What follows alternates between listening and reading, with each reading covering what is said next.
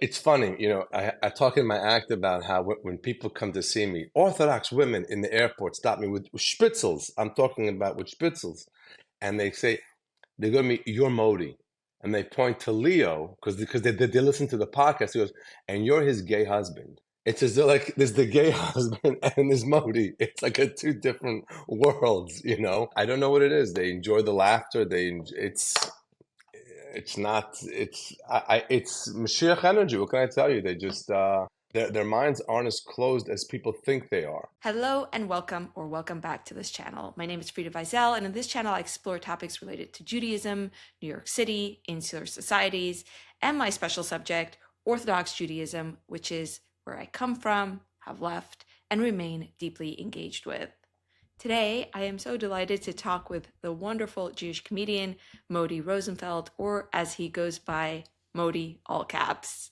Modi plays with a ton of Jewish themes in his work, and I have so wanted to share his work and voice with you all and to get to know his story a little better. So, what a treat. Welcome, Modi. Thank you so much.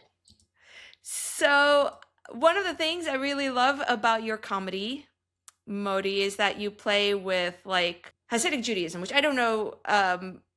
I guess I should fill you in. I do a lot of content on Hasidic Judaism. I come from the Hasidic community, and you have these gags where you do Yiddish.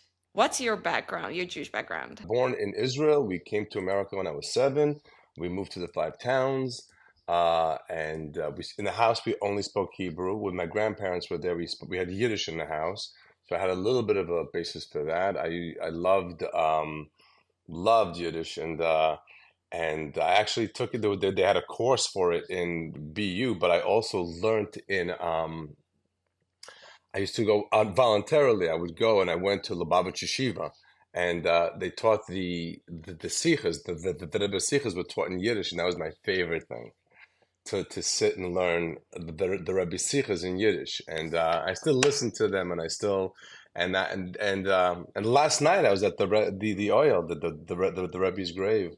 I put a note in for Really? the I don't know when this airs, but recently the Chabad shliach for the United Emirates passed away. Was murdered, and I put a note in for him and for all my fans and community, and just I was visiting my parents in the 5 towns. It's like an 18-minute drive to the Rebbe's oil, and I go there like 11 at night, and I love it. Your parents are, though, not really, they're secular Jews, are they? They're like traditional Israelis. Like there's 2 dishes in the house, but like no one cares. It's very. My father opens the shul every Saturday. I mean, he's it's it's not the chosen people, it's the choosing people. They I whatever they see. do, they do. Whatever they don't do, they don't do. I think that's like an Israeli thing where you get to Yeah, pick and choose. exactly. It's a your thing. It doesn't have to be Israeli. I love this. And when you're in Israel, you see some guy driving on Shabbat with a yarmulke saying Shabbat Shalom to whoever. I love that. I love Yeah. that. Yeah. I love that as well. I think in America, like it's more bifurcated. You belong to this movement, then you go by that expectation. The thing I think in your work, maybe that's really one thing that I really want to kind of suss out with you, is you seem to have a great love for Judaism, and then you are in the space where you can critique it in a climate where critiquing is like really iffy because there's so many people are so sensitive. Does this resonate with you at all? I don't know if I've used the word critique, but I have fun with it. That might be different from critique. I might bring it to light and then have fun with it. I bring out to light Sephardic and Ashkenazi, and then the two relationships people have, like a couple that's married Sephardic and Ashkenazi, and they are so happy someone's addressing it, not critiquing it, addressing it. I And I do, see. yes, addressing is much better than critiquing. Um, I I, see. yeah, and so that's like who knew that would happen? And now in the show I talk about couples that are, I have a whole new hour now. I taped my last special, which was called Know Your Audience, and that's available for everybody on YouTube. We put it for everybody can get to it. And then the new special, I talk about couples that are interfaith, and because it's there, it's a thing.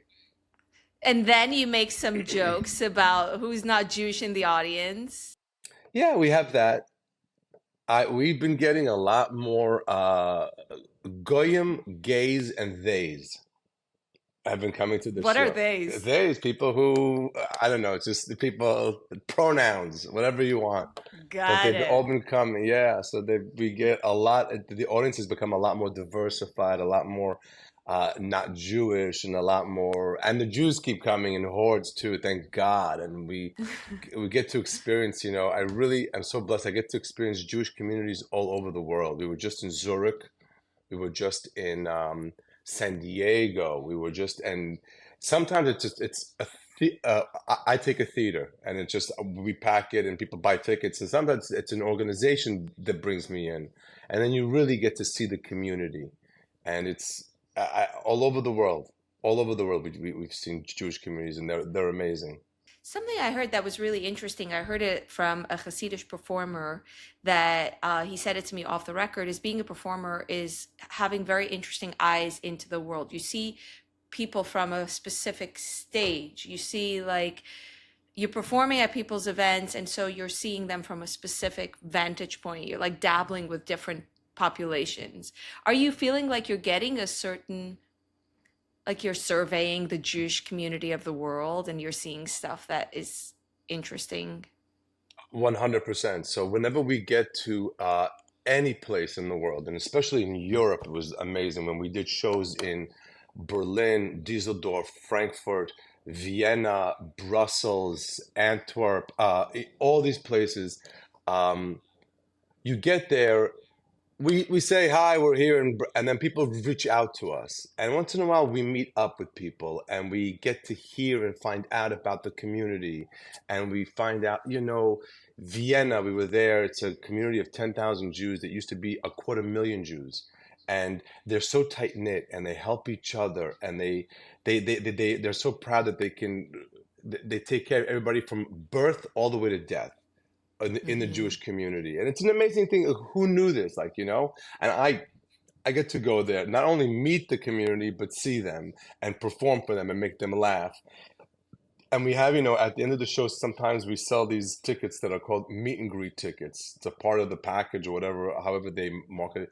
And I get to meet the people for a picture, and you get to hear a few words with them, and you really get to get the feel of the community. And have you seen those communities change over the last few years? The communities I'm familiar with only became stronger and stronger. It's like when you're in New York, in LA, there's so many Jewish things happening. So there's a million different communities within the community. But when you go someplace like Montreal, religious, not religious, Sephardic, Ashkenazi, French, they're all one community. And they just keep getting stronger and stronger. And that's what's amazing. Yeah. That's good to hear. That's actually really encouraging to hear. It's very encouraging. I get very encouraged when I see these communities and people come out and they tell me my grandfather was the one that began the synagogue and my grandmother built this. I was just in San Francisco, and I really didn't realize the impact that the Jews had on San Francisco. I performed this in this, sometimes I do a show in a synagogue where they get 1,500 people. It's like being in a theater. And the rabbis always tell me they never get this many people when they have high holiday services and all of that. And you hear the history of the community and the synagogues, and it's amazing in San Francisco that the Jews really built that city. It's I didn't know that.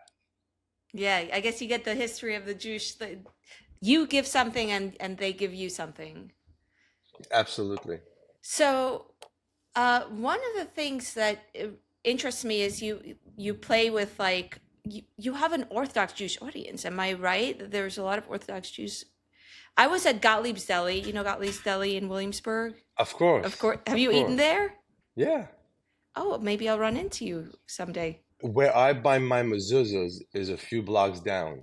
Got it. There's a guy. I have a guy that's amazing for mezuzahs, and that's whenever any of my friends get in a place or something, I always I that's the guy. So if I'm there and I'm gonna walk home instead, go over the bridge. I'll stop in and maybe get like a soup or something. Ah, where do you get your mezuzah? Is it like a Judaica or a private guy? He's like a private guy. He's a stump surfer A that's Stam in Sofer. Williamsburg. Yeah. I should have his name. I have it in my phone. Got it. Z, Because I, yeah. I give tours in Williamsburg. That's my livelihood. Oh, That's I don't think it's just like a top of one of those like buildings. It's not a. It's not a. it's not a shop where But it's a whole thing. He's got these, young apprentices, and they have these X-ray machines to make sure that the letters aren't. It's really amazing. ah maybe I'll And find out. one of the things, I don't know if you can see behind me. You see this picture behind me? I think it's gonna come in clearer in the actual video. What is Hopefully, it? well, it's one of the things I do is I take mezuzahs.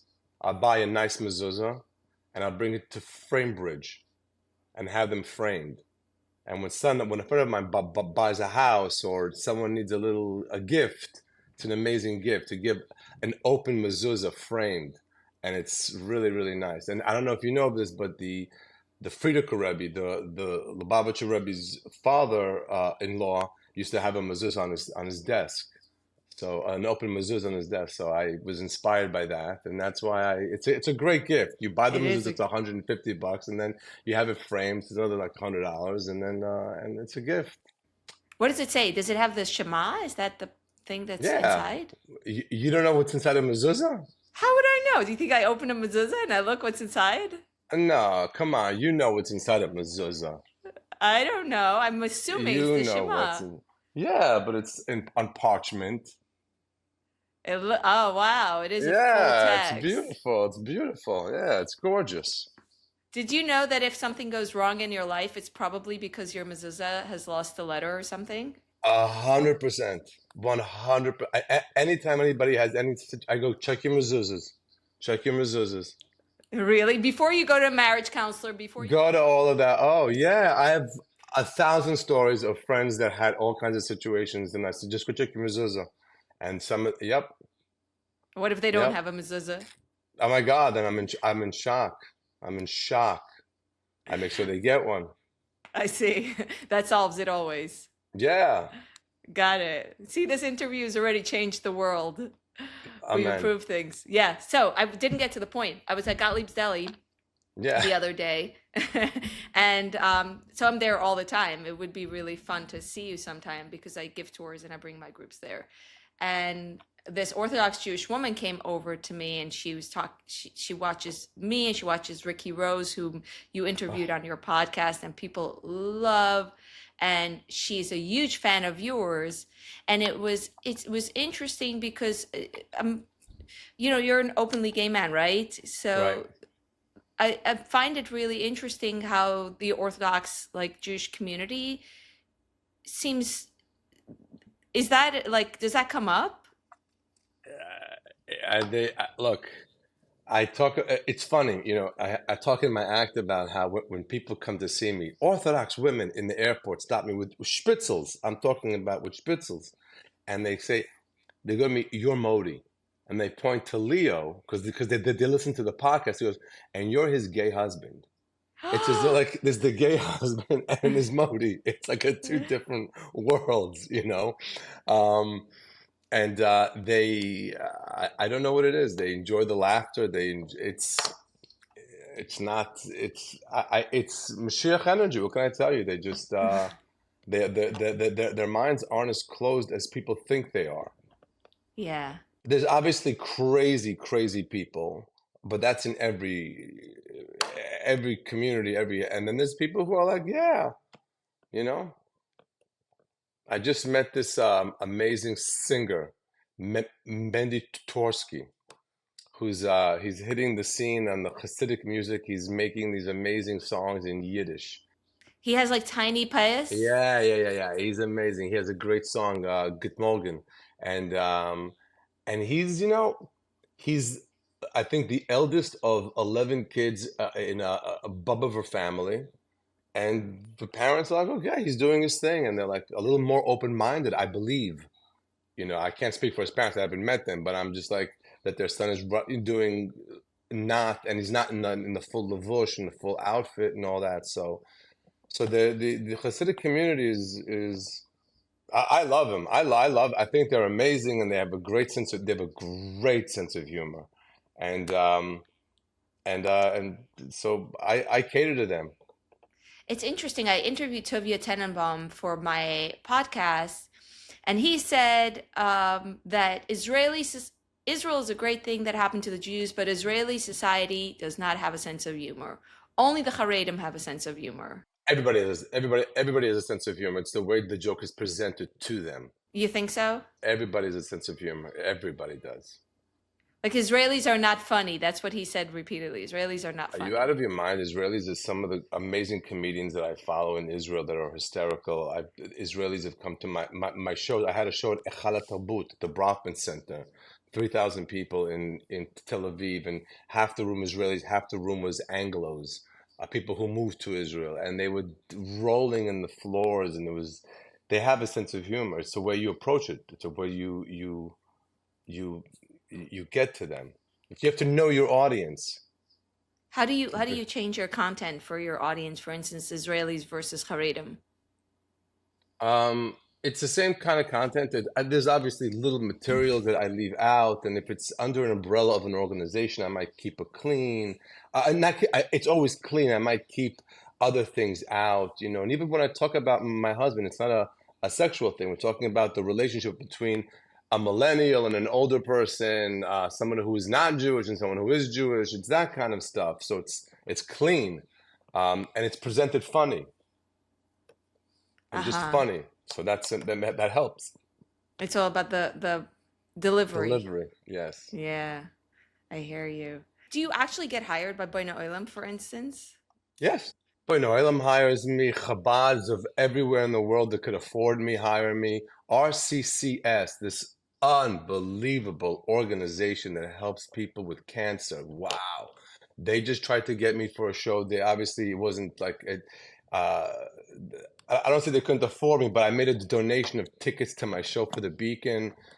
And they know. But Leo came, when I first began dating Leo, he came with me to an RCCS auction.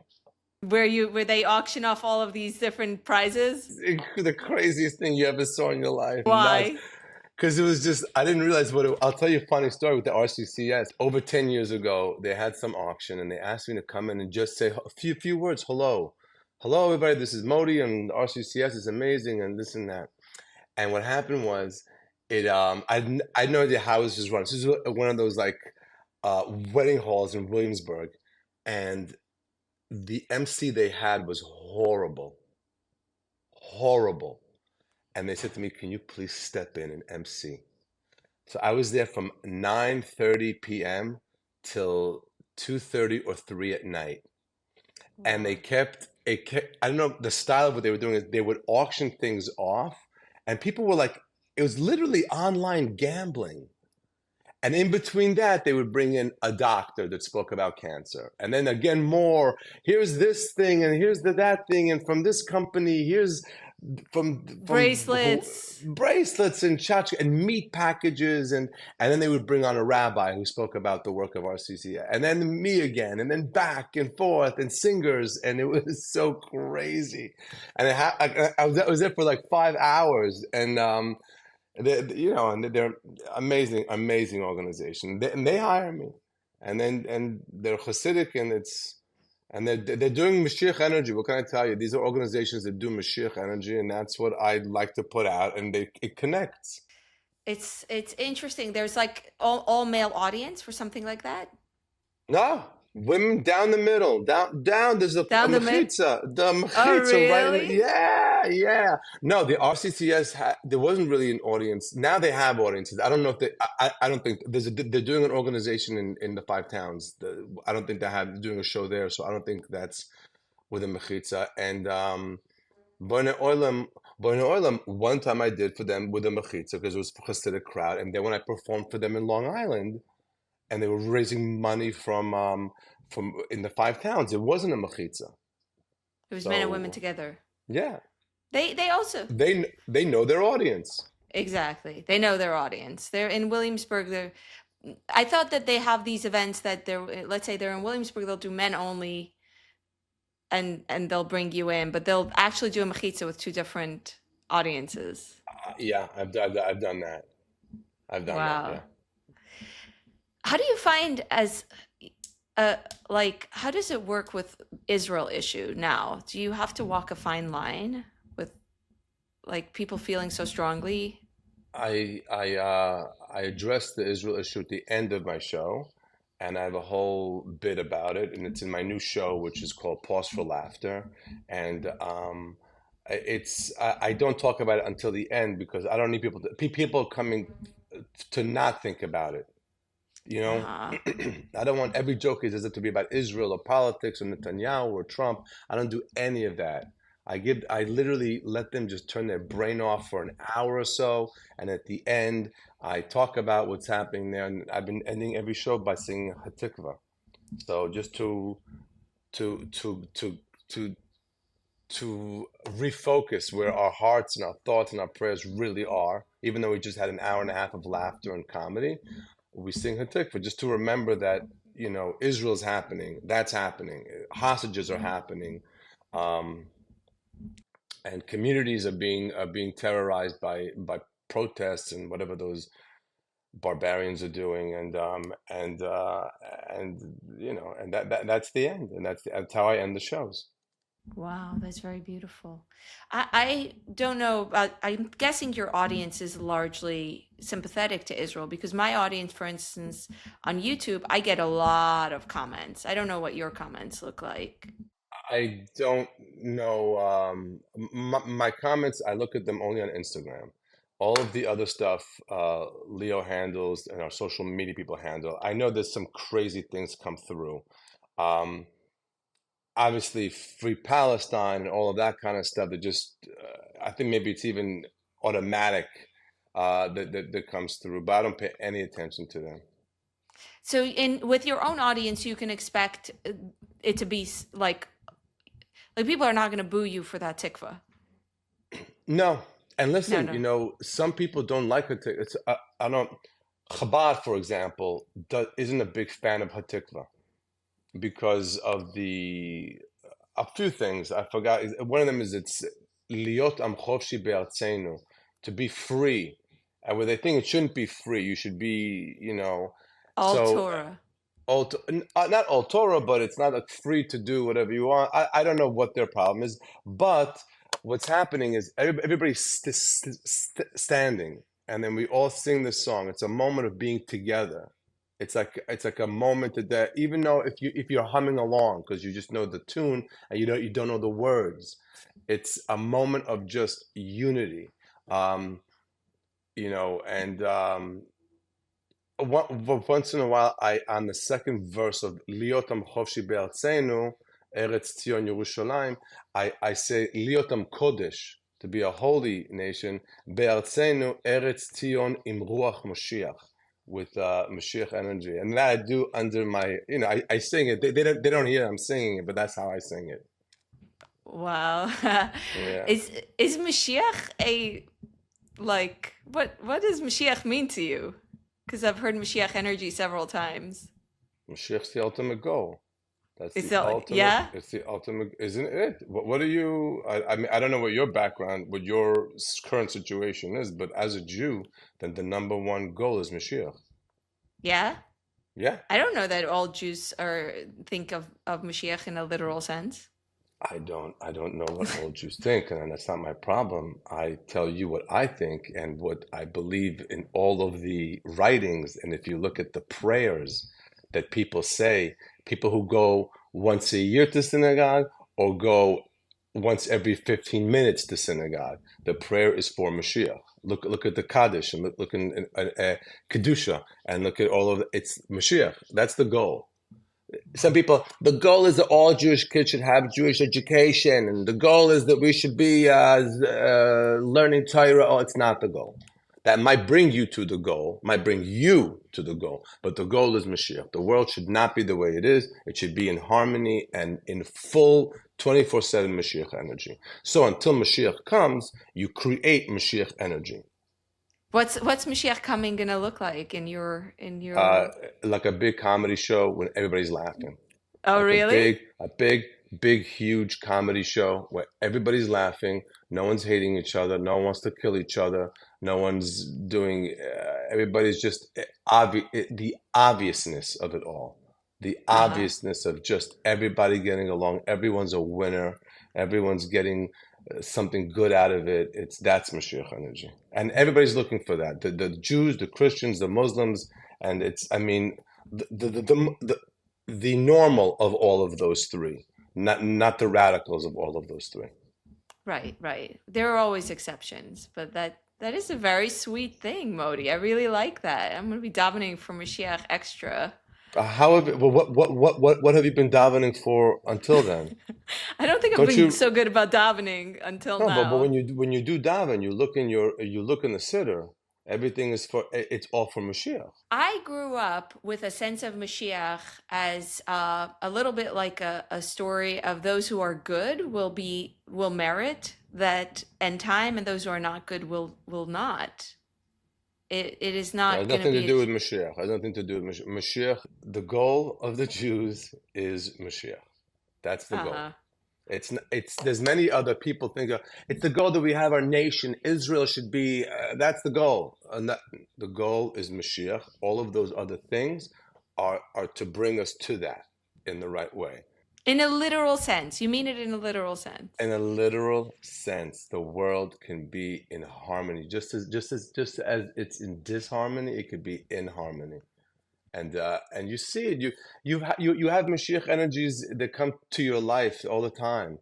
You just realize that that's a Mashiach energy thing, and that should be happening 24/7. Are you a very optimistic person in general? I yes, it's Yeah, easier to be optimistic. Yes. for sure, but it's not always, doesn't No, always. it's very hard. Sometimes you have to really work at it. You have to you have to block things from coming into your life. I don't watch the news, and I don't watch things like that, and so. Yeah, that's very smart. And I get to stay, yeah. I try to be optimistic. It's good. You stay out of the whole Trump discussion as well in your comedy? I do. We stayed out of it. We didn't. My audience, I know, is down the middle, down the middle. And they're in it all day long. They're looking at news and Instagram feeds and all of that stuff on him and on the election and all of that. And when they come to me, I'm not giving it to them. I'm giving them an hour and change of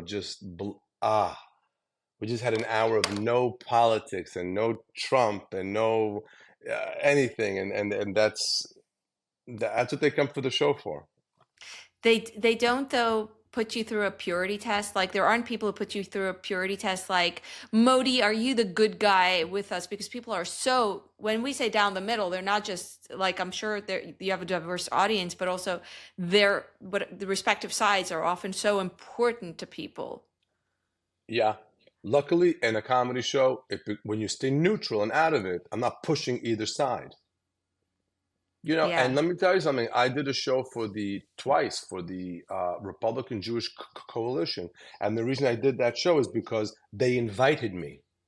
If the Democratic Jewish Coalition would have invited me, I'd have gone there too. It's a room full of Jews. I'm going to entertain them and keep it whatever it is, and that's what it is. You didn't get heat for it? I'm shtus hit nonsense, nonsense. How could you? How could you? How could you? How could you? But I mean, I went there. It was a weekend event. I actually made kiddush for them on a on the Friday, and then on Saturday after Donald Trump, I performed. Really? So you met Trump? No, they kept him. This is before. This is still with the primaries. So the other people that were running against him were still there. Also, it was an insane event, and and then I came on, and all of that disappeared. and then we're just laughing, and it was just fun, and it was great. And I spoke about being gay, and Mike Johnson was there also. The Speaker of the House was there, and they. It's a single-sided issue. It's not like no one in that room cares about guns and abortion and the border. They're kind of, but like Israel is their main focus. That's that Uh-huh. room. That's that room. It's literally um, a single issue voting crowd. But I see it as a room full of Jews. And I Uh-huh. don't care if they, in their head, they're Republican or Democrat. It's a room full of Jews. Let's have them laugh. Let's have them feel good. Maybe they'll leave here and they'll be like, we just saw this amazing comedian. He's gay. And guess what? Our son just came out to us. So maybe it's not that horrible that our son's gay. Wow. Yeah. Very interesting. You don't feel, I don't imagine that you feel any issues, any judgments about talking about being gay with a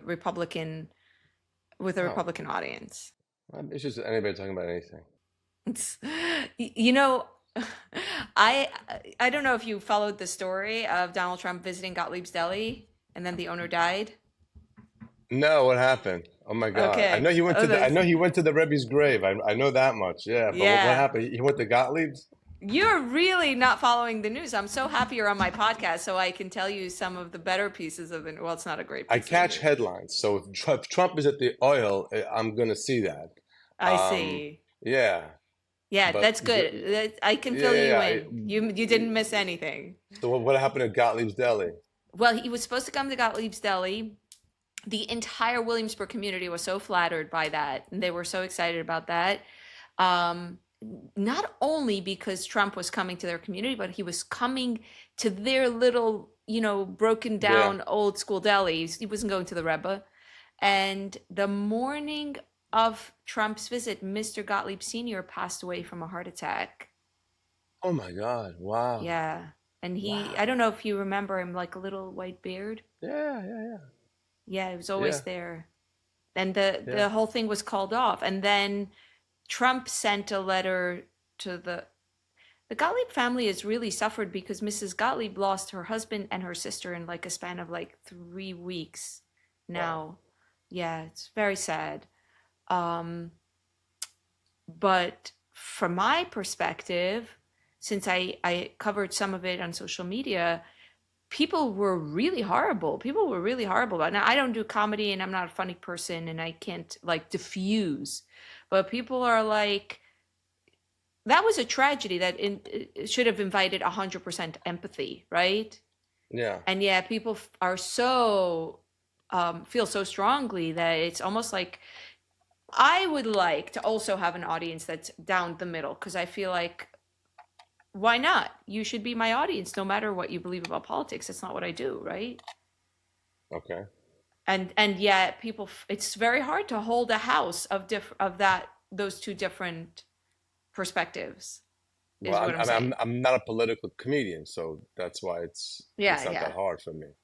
I'm not a political person in my work either. Okay. I do Yeah. Hasidic Judaism is my niche, but Okay.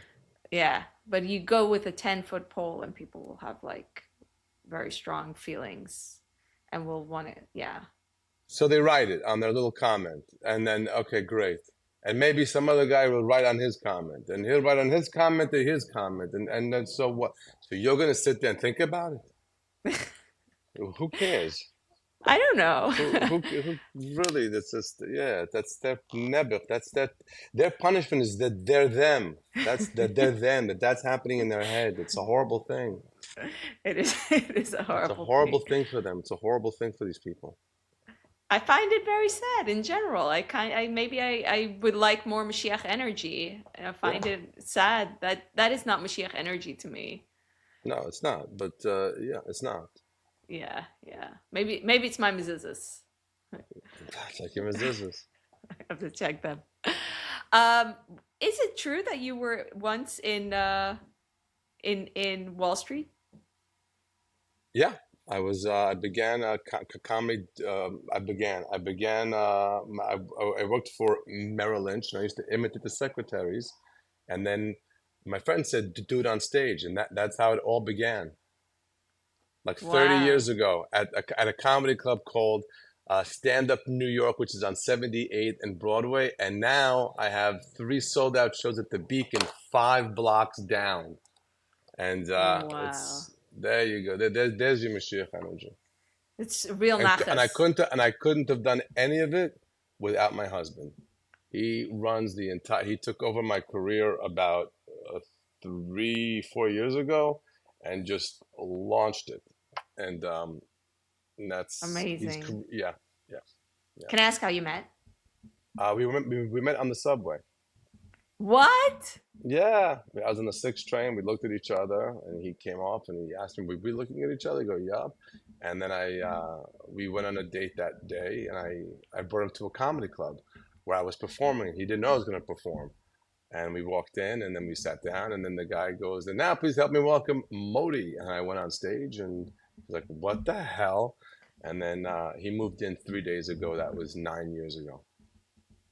And You moved he moved in 3 days after that after date. 3 days of dating, he moved Yeah, in? yeah. And that was Wow. it. Yeah. Are you guys married? Married, yeah. Wow. Lovely. Last question I have for you, and then I'm gonna see you out. Is it just you that's funny, or is it like a family thing? Is it like, is it did it bloom in childhood? I don't know. My father, I realize, is a lot funnier than I think. Especially with no. And it's funny. I visited them last night, and I had dinner with my parents. And my father just put the camera on him. He was talking about like how he goes golfing 6 in the morning, but the way he says it, he has no editing skills, and there's nothing like there's no like. So it comes out funny sometimes, and I guess I kind of get that a little bit from him. So, but I don't really I don't think, and I wasn't a class clown because my grades were not good enough to be a class clown. What does So that I mean? was just a class clown, usually somebody who's like I don't know, the ones I've seen and remember are the kids that knew they were going to get great grades so they could do whatever else they want in the class, like whatever this test that's going to happen, this spelling bee or math test, they knew they were going to nail it so they could also just be out of control, and it gave them that leverage. Me, I had to be okay with the teacher because I'm like begging to I pass. see. And so yeah, it was. I wasn't like the class clown. Uh-huh.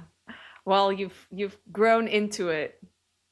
You see, I'm not a clown. I'm a comedian. So big difference. a big Yeah, difference? it's a big difference. Yes. It's a big difference. All right. Well, we'll see you out as the comedian. I'm gonna link. What should I link to in the video description? The best thing is modilive.com. There's a tour going on, and there's tickets everywhere. And then please tell everybody to see my comedy special that's online. It's called Know Your Audience. It's on YouTube. I made it so easy to like kids that if you have grandparents or parents who aren't computer savvy, you could literally teach them how to get to it and let them watch it. Let them have an hour and I think it's 8 minutes, an hour and 8 minutes of laughter. They'll have a great time. And I have a podcast. We have And Here's Modi.